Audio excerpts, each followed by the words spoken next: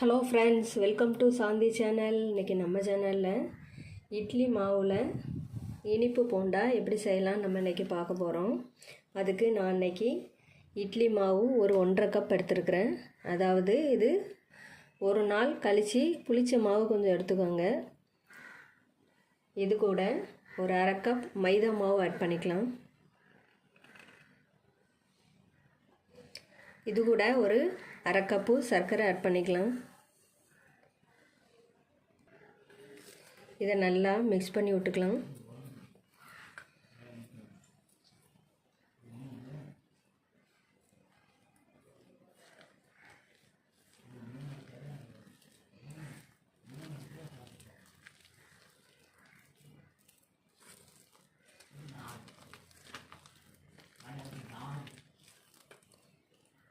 இதில் கொஞ்சமாக சோடா உப்பு ஆட் பண்ணிக்கலாம்.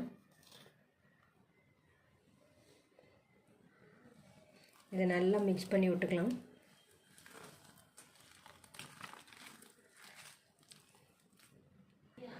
இதை நல்லா மிக்ஸ் பண்ணியாச்சு.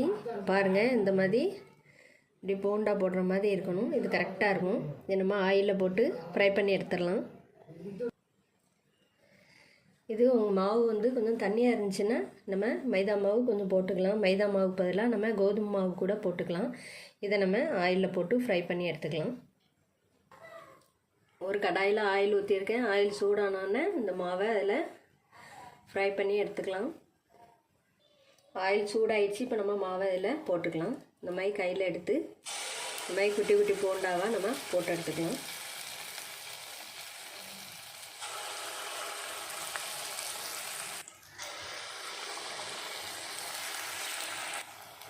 கேஸை சிம்மில் வச்சுக்கோங்க.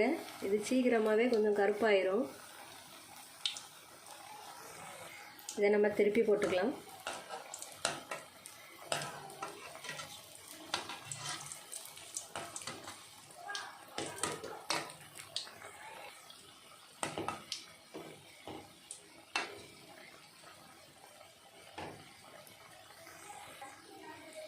சிம்மிலே வச்சு வேக வைக்கும்போது உள்ளேயும் நல்லா வேகும். இல்லைன்னா வெளியில் மட்டும் வெந்துட்டு உள்ளே வேகாமல் இருக்கும். அதனால் சிம்மில் வச்சு இந்த மாதிரி ஃப்ரை பண்ணி எடுத்துக்கலாம். இது இப்போ நல்லா வெந்துடுச்சு. இது நம்ம ஒரு பிளேட்டில் எடுத்துக்கலாம்.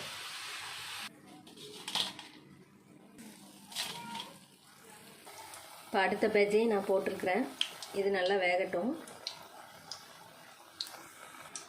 இதை நம்ம மாற்றி போட்டுக்கலாம்.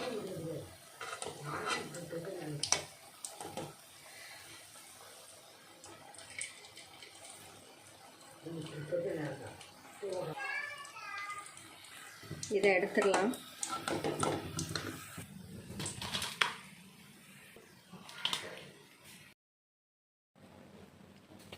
இப்போ எல்லாத்தையும் சுட்டு எடுத்தாச்சு. இப்போ இட்லி மாவு இனிப்பு போண்டா ரெடி ஆயிடுச்சு.